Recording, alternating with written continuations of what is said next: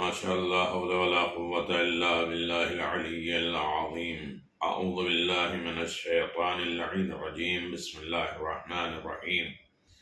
الحمد لله رب العالمين، والصلاة والسلام على أشرف الأنبياء والمرسلين وعلى آله الطيبين الطاهرين المعصومين المنتجبين، ولعنة الله على أعدائهم أجمعين. أما بعد، فقد قال الله تبارك وتعالى في القرآن المجيد: بسم الله الرحمن الرحيم.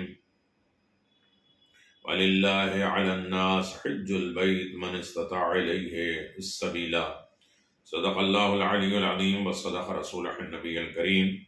سامعین گرامی قدر، ناظرین محترم، حج بیت اللہ سیریز ایک سلسلہ، ایک پیغام، ایک درس، ایک عظمت، ایک رفعت، ایک بلندی، معرفت حج، اسرار حج، وجوب حج، شرائط حج، ان تمام چیزوں کے بارے میں، حج کے آداب، حج کا فلسفہ، حج کے رموز، حج کی آمادگی اور تکمیل حج، حج مکمل کیسے ہوتا ہے، اس سلسلے میں ہماری گفتگو جاری و ساری ہے. یہ ہماری گفتگو 12 نمبر کی ہے، 12واں سلسلہ ہے، اور اس سلسلے میں ہم حج تمتع کی طرف جا رہے ہیں.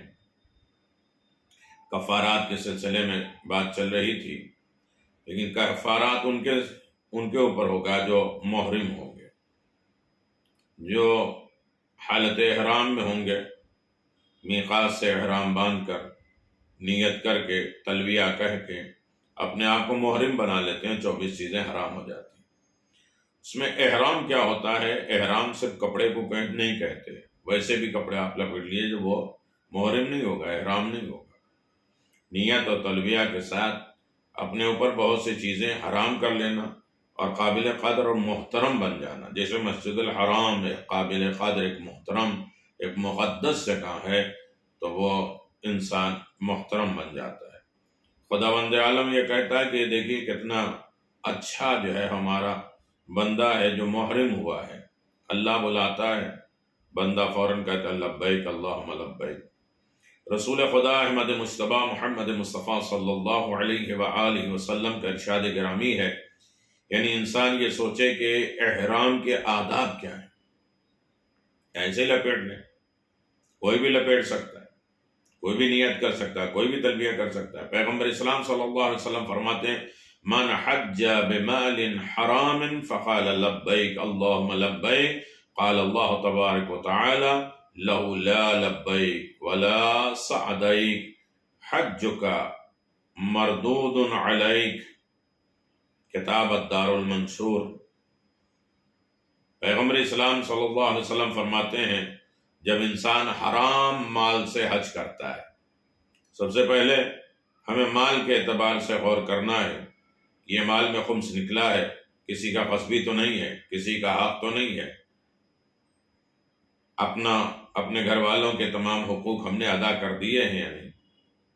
جو ہماری ڈیوٹی اور فرائض ہیں، جس کے اوپر ہمیں یہ مال ملا ہے، اسے ہم نے صحیح طریقے سے نبھایا ہے یا نہیں نبھایا؟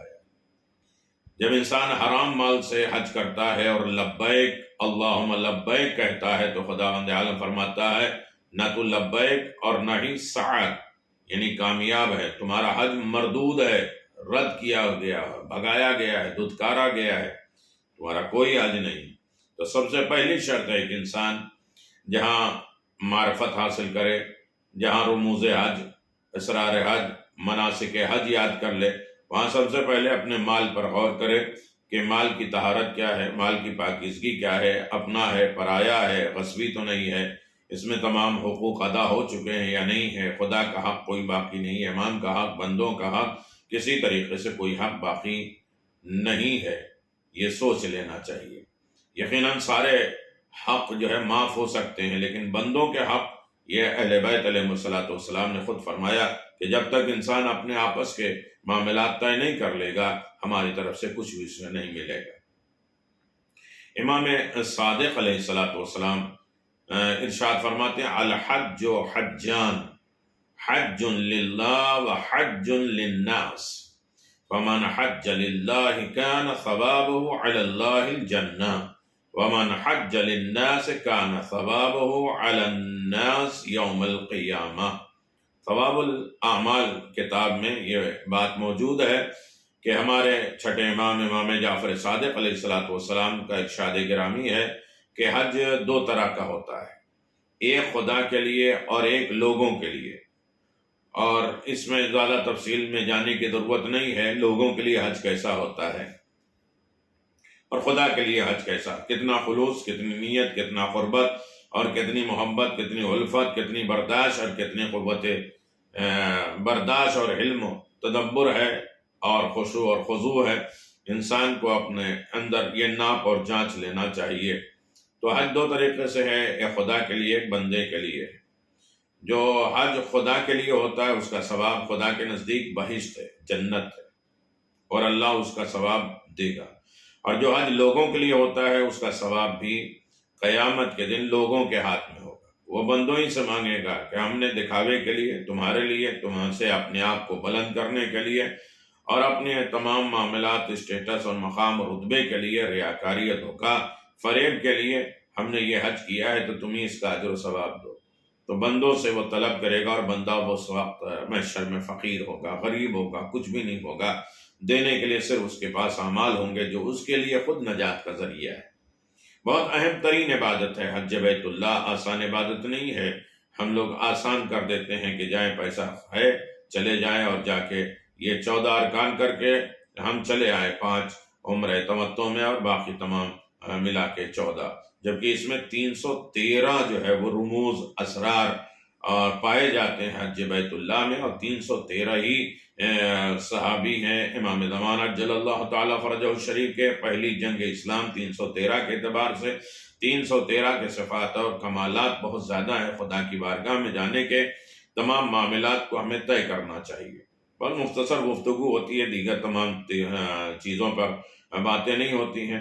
مسئلہ یہ ہے کہ روزانہ اتنے لوگوں کو واٹس ایپ پہ بھیجنا، میں گزارش کر رہا ہوں کہ آپ یہ نبھائیے اور لوگوں کو بھیجیے، وہ سبسکرائب کریں اور اس کے بعد دیکھیں، اور لوگوں تک ایک سلسلہ وار جو ہماری 12ویں گفتگو ہے انشاءاللہ جائے گی، لمبی گفتگو۔ تو خاص طریقے سے ہمیں حج کرنا ہے تو حج خدا کے لیے کرنا ہے، بندوں کے لیے نہیں کرنا ہے۔ اور پھر ایک لمبی حدیث ہے جس کا میں ترجمہ آپ کی خدمت میں گزارش کر دوں کہ مالک ابن ابس کہتے ہیں کہ ایک سال میں نے حضرت امام جعفر صادق علیہ السلام کے ساتھ حج کیا۔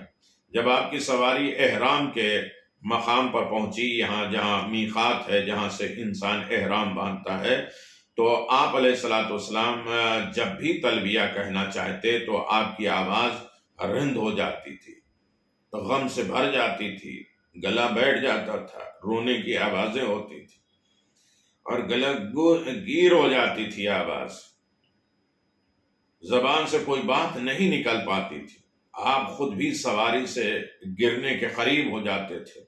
میں نے عرض کیا فرزند رسول، آپ اس وقت آپ کے لیے تلبیہ کہنا ضروری ہے، آپ تلبیہ کہیے۔ امام نے فرمایا، اے فرزند ابی عامر، میں لبیک کہنے کی کس طرح جسارت کر سکتا ہوں؟ اللہ اکبر، جبکہ مجھے خوف ہے کہ کہیں ایسا نہ ہو کہ مالک کہہ دے لا لبیک، میں نے ایکسیپٹ ہی نہیں کیا، میں نے تمہیں قبول ہی نہیں کیا، لا سعاد، اور تمہیں کامیابی نہیں۔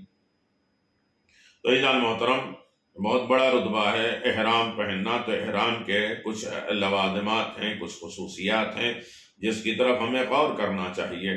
ہمارے امام علی رضا علیہ السلام نے ارشاد فرمایا ہے کہ انما امروا بالاحرام لیخشعوا قبل دخولہم حرم اللہ۔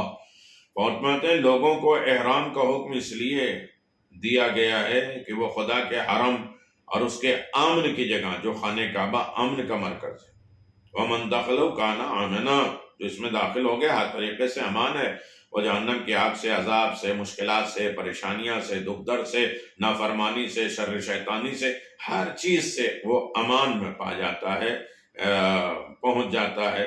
تو اسی لیے سلے ہوئے کپڑے اتار کے انسان خشوع اور خضوع، خوف خدا، یاد الہی، تقوی الہی، پرہیزگار پروردگار کا لباس جو اطاعت کا لباس ہے، دو لباس جو کفن کا ہے، اطاعت پروردگار کا لباس ہے، اسے پہنتا ہے دنیاوی کام کی لذت اور زینت نہ کھو جائے، اس لیے لباس اتار دیتا ہے کہ دنیا کی لذت، اسٹیٹس، مقام، زینت، خوبصورتی، ان تمام چیزوں کے لباس کو اتار کر صرف خدا کی اطاعت کا لباس پہنتے، تاکہ جس چیز کا قصد کیا ہے، جس چیز کا ارادہ کیا ہے، جہاں جانا چاہتا ہے اس کی طرف ہمہ تن مصروف اور سرگرم رہے، جہاں جانا چاہتا ہے اس پروردگار کی طرف متوجہ ہو جائے۔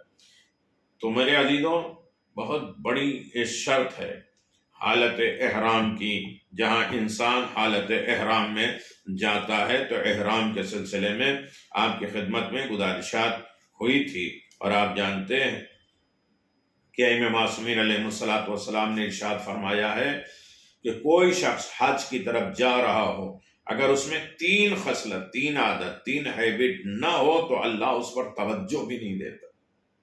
یہ تیاری ہے خدا کے گھر کی طرف۔ ہمارے پاس وقت بہت کم ہے، اسے بار بار ہم سنیں، بہت سی چیزیں چھوڑی جا رہی، انشاءاللہ ہمارے ساتھ چل رہے ہیں، ان تمام تفصیلوں کے اعتبار سے آپ کی خدمت میں گزارشات رہے گی، یہاں تک کہ اہل بیت علیہ السلام کی معرفت کی روشنی میں حج بیت اللہ، خدا کی قربت اور خلوص کے نتیجے میں حج بیت اللہ۔ امام فرماتے ہیں کہ کوئی بھی حج کی طرف جا رہا ہے، اگر اس کے اندر 3 چیزیں نہ ہوں، 3 خصلت نہ ہو، 3 عادت نہ ہو، 3 ہیبٹ نہ ہو، تو اللہ اس کے اوپر بالکل توجہ نہیں دیتا۔ ایک ورع ہے پارساری، گناہ سے بازی، پرہیزگاری، ہر طریقے کی، جھوٹ، بہتان، غیبت، دوسروں کے سامنے دوسروں کی توہین کرنا، دوسروں کے غصہ، ہر اعتبار سے ہر گناہ، مومن کی توہین، مومن کے حجو، مومن کو رسوا اور ذلیل کرنا، ان تمام چیزوں سے بچنا۔ دوسری چیز ہے صبر، اگر صبر نہ ہو، غصے پہ کنٹرول نہ ہو، بردباری نہ ہو، حلم اختیار نہ کرو تو خدا توجہ ہی نہیں دیتا ہے۔ بااخلاق ہو، اخلاق کے ساتھ، اخلاق تمام حق کو ادا کرنا، اگر یہ 3 صفت نہیں ہے تو یہ سمجھو کہ خدا اس کی طرف توجہ نہیں کرتا۔ الغضب و مفتاح کل شر، ہر برائی کی چابی جو ہے وہ غصہ ہے۔ السفر میدان الاخلاق، سفر جو ہے وہ ترازو ہے اخلاق کا، اخلاق جو ہے ترازو ہے سفر کا۔ راہ سفر میں دوستی کس سے، کیا کیا صفات ہے، کیا کیا کمالات ہیں دوستی کی؟ دوستی میں اخلاص، خلوص، تواضع، انکساری، خوش روی، اچھے چہرے سے ملنا، تواضع اور وفاداری اور رعایت اور انصاف، ان تمام چیزوں کی رعایت اگر انسان کرتا ہے تو حج بیت اللہ کی طرف وہ جانے کے لیے تیار ہے۔ تو عزیزان محترم، اللہ تبارک و تعالیٰ نے یہ عظیم دعوت پہ ہمیں بلایا ہے، لہذا ہم اس کی طرف جا رہے ہیں، تو کس طریقے سے جائیں گے؟ انسان جو ہے بارگاہ رب العزت میں کھڑا ہوا خداوند عالم کے سامنے اس سے سوال کر رہا ہے کہ میرے پروردگار، بندہ تیرے سامنے حاضر ہے اور تیری بارگاہ میں آنے کے لیے تیار ہے، اے میرے کریم پروردگار، ہم نے احرام کے لیے اپنے آپ کو آمادہ کر لیا ہے۔ احرام باندھنے کے لیے خاص طریقے سے انسان جب چلے تو اپنے آپ میں دیکھے کہ وہ تخلید کیا کر رہا ہے، کیسے کر رہا ہے، کن چیزوں کے لیے۔ 4 چیزوں کے بغیر حج نہیں ہے، تخلید ہو، طہارت، وضو، تیمم، غسل، حیض اور تمام وہ چیزیں جس سے انسان طاہر ہوتا ہے، ان تمام چیزوں سے۔ قرات، تلفظ، اچھے مخارج، لبیک اور قرات، الحمد اور دوسرا سورہ صحیح طریقے سے ادا ہو، اور حقوق، توبہ، پاک کرنا پڑے گا۔ یہ ہر اعتبار سے جن کے حقوق ہیں اور جن کی معاملات ہیں انہیں اپنے سے معافی اور تلافی اور انہیں درگزر کرنے کے لیے آمادہ کرنا پڑے گا۔ یہ تمام چیزیں سلسلے وار اگر انسان کے اندر ہے تو یقیناً وہ خداوند عالم کی طرف چل رہا ہے اور جا رہا ہے۔ تو عزیزان محترم، ہم سفر حج کی طرف آمادہ ہیں، اور سفر حج یقیناً عظیم ترین ہے۔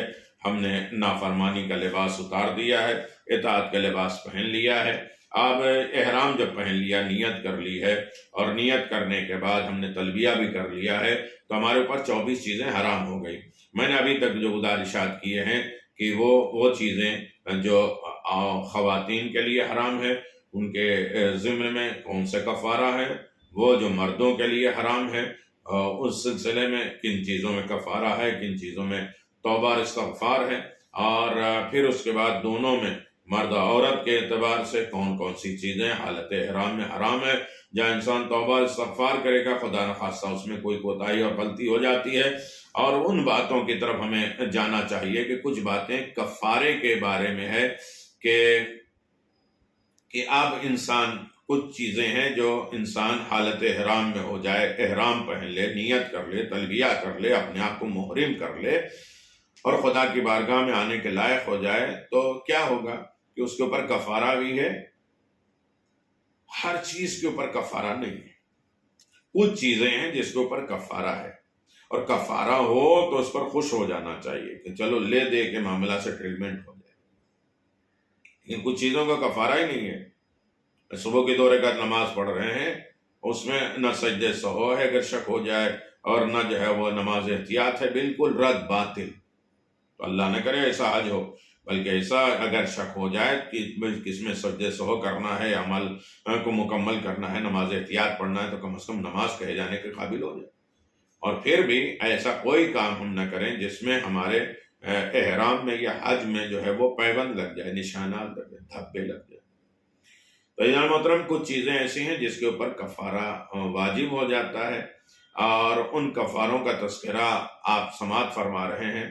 اگر جان بوجھ کر ان کاموں کو انجام دیا ہے تو کفارہ ہے، بھولے سے ہو جائے تو کوئی کفارہ نہیں ہے۔ بھولے سے، غفلت کی وجہ سے، پتہ نہیں ہے، مسئلہ نہیں جانتے ہیں تو کفارہ نہیں ہے۔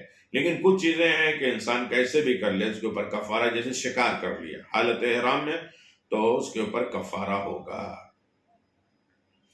اور تیل لگا لیا حالت احرام میں، بغیر کسی وجہ سے اپنے ہاتھ کو سر یا داڑھی پہ پھیرے اور ایک یا کوئی بھی جو ہے وہ ہاتھ سے بال گر جائے، اسی طرح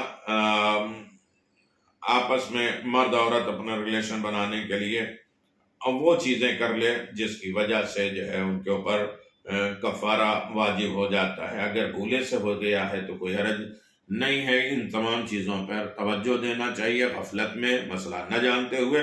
ساری چیزوں کی پوزیشن الگ ہے۔ شکار سے مخصوص ہے، یعنی آیت اللہ خمینی، آیت اللہ خامنائی کے نزدیک یہ حکم جو ہے وہ شکار سے مخصوص ہے کہ بھولے سے یا غفلت میں یا پتہ نہ جانتے ہوئے بھی کر لے تو تب بھی اس کے اوپر کفارہ واجب ہے۔ یہ صرف شکار کے لیے ہے۔ باقی مجتہدین کیا کہتے ہیں؟ کہتے ہیں کہ عام طور پہ کفارے میں کیا دینا چاہیے؟ یہ سوال ہے کہ اگر کسی کے اوپر یہ سب مسائل پیدا ہو گئے ہیں 24 چیزوں میں، اس نے جان بوجھ کے کر لیا ہے، مسئلہ نہ جانتے ہوئے کر لیا ہے، غفلت میں کر لیا، بے توجہی میں کر لیا، تو کیا کرنا ہے؟ تو پہلی چیز یہ ہے کہ کبھی بکرا ہوتا ہے، کبھی دمبا واجب ہو جاتا ہے، کبھی گائے ہے، کبھی اونٹ ہے، اور کبھی 3 پاؤ یعنی 750 گرام آٹا، گیہوں، یا 1 مد 1 مٹھی جو ہے وہ آٹا یا گیہوں دینا، یہ کفارات میں ہے۔ کفارہ جو ہے وہ آپ دیکھیں کہ ایک گائے بکرا، ایک گائے، دوسرا، تیسرا اونٹ، تیسرا 750 گرام آٹا، اور 5واں جو ہے وہ 1 مٹھی آٹا یا گیہوں دینا۔ توجہ کر لیں کہ کفارہ واجب ہو یا نہ ہو، بغیر مجبوری کے جان بوجھ کر انجام دینا حرام ہے، گناہ ہے، جس پر توجہ اور توبہ بہرحال ضروری ہے۔ کچھ چیزیں ایسی ہیں جس کے اوپر کفارہ نہیں ہے، بغیر مجبوری کے، بغیر زبردستی کے کوئی کام ہوا ہے تو وہ حرام ہے، گناہ ہے، اس کے اوپر ہمیں توبہ اور استغفار کرنا چاہیے۔ یقیناً انسان یہ سوچتا ہے کہ اگر وہ کفارہ ہو گیا، کچھ کام ایسے ہو گئے جس کے اوپر ہمارے اوپر بکرا واجب ہو گیا ہے، تو کیا وہی قربانی والے کی شرط ہیں بکرے کی کہ وہ 1 سال پورا ہو اور دانت ٹوٹا ہو اور لنگڑا لولا نہ ہو اور یہ بیمار نہ ہو، خرابی نہیں، کوئی حرج نہیں ہے۔ کفارے کے بکرے کے لیے کوئی شرط نہیں ہے، اور کفارہ مومن فقیر کو دینا چاہیے، مومن بارہ امامی شیعان علی بن ابی طالب کو دینا چاہیے، فقیر جس کے اپنے معاشرتی حیثیت کے لحاظ سے خرچ زیادہ اور آمدنی کم ہو، ایسے کو فقیر ہے جس کا سال بھر کا خرچہ پورا نہیں ہوتا ہے، اس کے اوپر اس کو کفارہ دینا چاہیے۔ کفارے کی جگہ جو ہے وہ رقم تقسیم کرنے سے ذمہ داری پوری نہیں ہوتی ہے۔ ایک انسان بکرا واجب ہے اور اس کا سارا پیسہ جو ہے وہ لوگوں کو تقسیم کر دے تو وہ اس کے کفارہ مکمل نہیں ہوتا۔ البتہ کسی ایسے قابل بھروسہ شخص کو رقم دی جا سکتی ہے جس پر مکمل یقین ہو کہ اس سے وہ جانور ذبح کر کے اسے گوشت مستحق غریب فقراء کو کھلا دے گا۔ نہیں، آپ انہیں کفارہ نہیں دے سکتے، ذبح نہیں کر سکتے، گوشت نہیں بٹوا سکتے، تو کسی ایسے کو دے دیجئے کہ جو یہ کام آپ کو کر سکے، جس کے اوپر آپ کو بھروسہ اور یقین ہو۔ کفارہ جو ہے وہ ہمیں فوراً حج میں ادا کرنا ہے، ایسا کچھ نہیں ہے، فوراً دینا ضروری نہیں ہے، اتنی تاخیر بھی نہ کرے کہ لاپرواہی شمار ہو جائے، بلکہ انسان اپنے وطن میں آئے جب حالات ہوں اچھی طرح سے اس کی طرف توجہ دے، توبہ استغفار کے ساتھ جو ہے وہ انسان کفارہ ادا کر لے تو انشاءاللہ اس کے سارے معاملات حل ہو جائیں گے۔ اب رہا مسئلہ کچھ ایسے پیش آنے والے محرمات ہیں جن کے اوپر کفارہ واجب ہے، مثلاً جو ہے وہ عورتوں کے لیے، خواتین کے لیے ہے معمول سے زیادہ زیور پہننا، ایک بکرا ہے۔ زیور جو ہے وہ عادت کے اعتبار سے الگ سے زیادہ سے پہن لینا، یہ ایک بکرا ہے۔ چہرہ سے کپڑا مس کر لینا، چہرہ چھپا لینا، یہ بھی ایک بکرا ہے تمام مجتہدین کے اعتبار سے۔ اور فقط مردوں کے لیے ہے کہ سائے میں چلنا، سر جو ہے وہ چھپا لینا، ایک بکرا ہے۔ سر کو جو ہے ڈانپ لیا ہے، ایک بکرا ہے۔ سائے میں سفر کرنا، ایک بکرا ہے۔ ایک ہی احرام میں کئی بار انسان سائے میں چلا ہے تو اس کے اوپر ایک ہی کفارہ ہے، بار بار کوئی کفارہ نہیں ہے۔ احرام باندھ کر انسان چھتری لے کے حرم چلا گیا، یا اس کے بعد آیا تو عرفات چلا گیا، یا جو ہے وہ آیا تو دیگر اور تمام جگہوں پہ سائے میں چلا گیا، یا سر ڈھانک لیا، تو ہر احرام میں ایک ہے، جو احرام ہے اس میں ایک ہی کفارہ ہے۔ سلا ہوا لباس پہننا، ایک بکرا ہے، ہر ٹکڑے پر ایک بکرا ہے، اتار کے پہننے پر پھر ایک بکرا ہے۔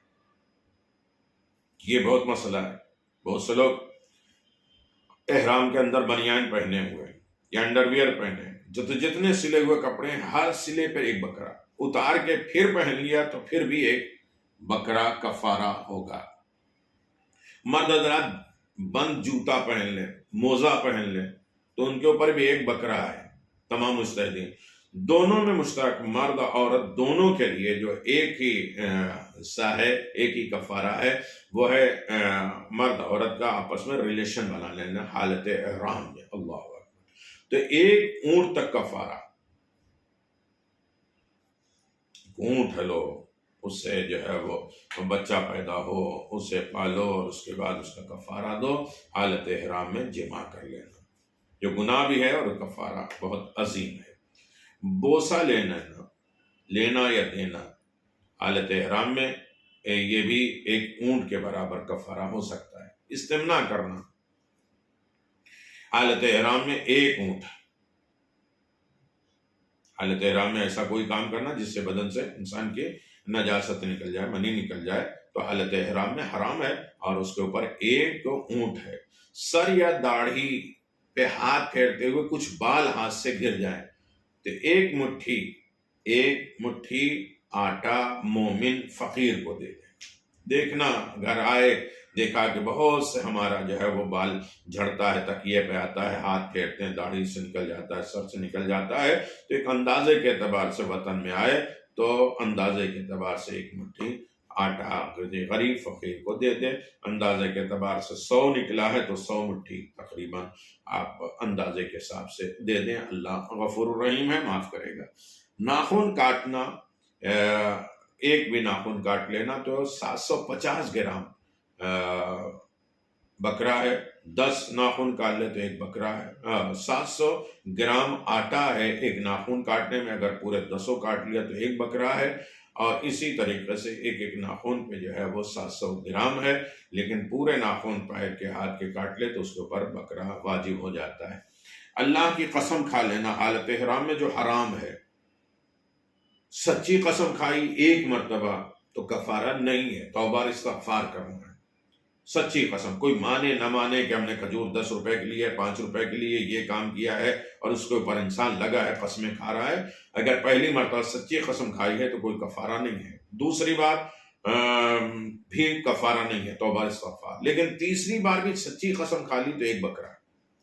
لیکن اللہ اکبر، کوئی جھوٹی قسم ایک مرتبہ کھائے تو ایک بکرے سے لے کر ایک اونٹ تک کفارہ واجب ہو سکتا ہے۔ انسان جھوٹی قسم نہیں کھائے، ایک مرتبہ جھوٹی قسم کھائی تو ایک بکرا ہے، اور مسلسل کھاتا جا رہا ہے تو یہاں تک کہ ایک اونٹ کا بھی کفارہ اس کے اوپر لاگو ہو جائے گا۔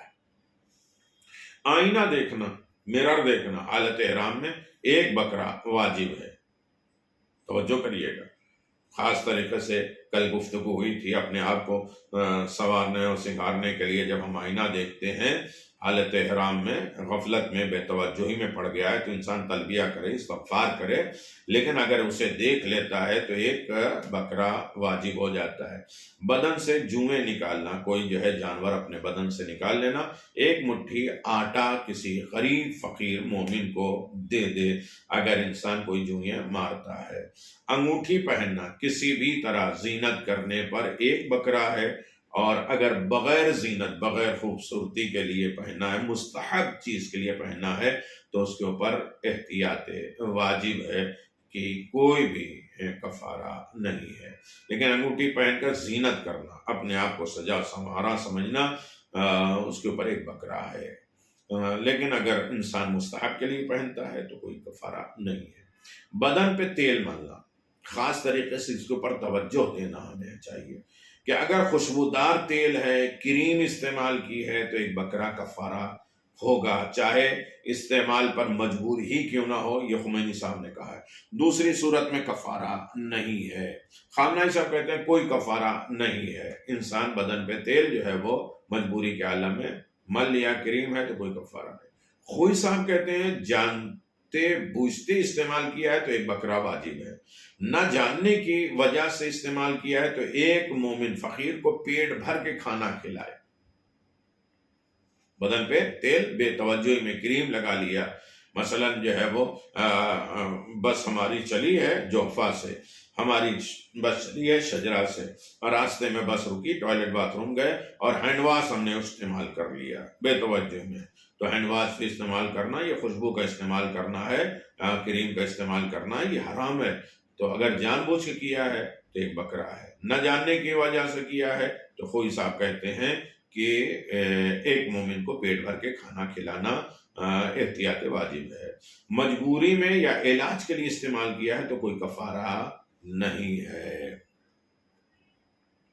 لیکن آیت اللہ سستانی فرماتے ہیں کہ اگر خوشبودار تیل ہے اور کریم ہے، جان بوجھ کر استعمال کیا ہے تو ایک بکرا واجب ہے، نہ جاننے کی وجہ سے استعمال کیا تو ایک مومن کو پیٹ بھر کے کھانا کھلانا یہ احتیاط واجب ہے۔ اگر استعمال پر، یوز کرنے پر مجبور ہو، تیل کریم میں خوشبو نہ ہو تو کفارہ نہیں ہے۔ بہت زیادہ درد ہے پیر میں، بے چین ہے، ڈاکٹر نے کہا ہے کریم لگاؤ، اس میں خوشبو نہیں ہے تو اس پر کوئی کفارہ نہیں ہے۔ خوشبو کا استعمال کرنا، اگر انسان حالت احرام میں ہے تو آیت اللہ خامنہئی اور آیت اللہ خمینی کہتے ہیں کہ ایک بکرا ہے واجب۔ آیت اللہ سیستانی کہتے ہیں اگر کسی خوشبودار چیز کو کھایا ہے یا ایسا لباس پہنا ہے جس میں پہلے سے خوشبو کا اثر ہو تو ایک بکرا احتیاط کے طور پہ واجب ہے، باقی صورت میں کفارہ نہیں ہے۔ یعنی انسان جو ہے خوشبودار کوئی چیز جو ہے وہ اس سے چیز کھا لی ہے جو خوشبودار چیز ہو، خوشبو کھانے پر بکرے کا کفارہ ہے، خوشبو کھانے پر کفارہ ہے، باقی صورت میں بکرے کا کفارہ احتیاط واجب ہے کہ انسان اسے نہ کرے۔ بہت سے خوشبودار ہیں، لونگ انسان لے کے کھا رہا ہے، الائچی کھا رہا ہے، ان تمام چیزوں پر احتیاط کرنا ہے، اور یہ خوشبو کے استعمال میں ہے، اور خوشبو کا استعمال کرنا حالت احرام میں حرام ہے۔ لہٰذا یہ تمام کفارات کے سلسلے میں گفتگو چل رہی تھی، اور آپ حضرات سے گزارش ہے کہ جو بتائے مسائل نہ سمجھ میں آئے اسے انفرادی نمبر پہ جو ہے وہ ذاتی نمبر پہ آپ ڈسکس کر سکتے ہیں، اور اس کو اچھی طریقے سے انجام دے سکتے ہیں۔ خود بھی سنیے، دوسروں کو سنائیے، اور سبسکرائب کرائیے، تاکہ ایسے میں بہت جگہوں پہ کام چل رہا ہے آن لائن حج کے سلسلے میں، تو وقت نہیں ہوتا ہے کہ تمام لوگوں کو واٹس ایپ پہ جو ہے یہ تمام چیزیں تقسیم کریں۔ آپ لوگ خود ہی سے دوسروں تک بانٹیے، پہنچائیے۔ سلامت رہیں، آباد و شاد رہیں، اللہ آپ کو بہترین اجر و ثواب سے نوازے۔ والسلام علیکم ورحمۃ اللہ وبرکاتہ۔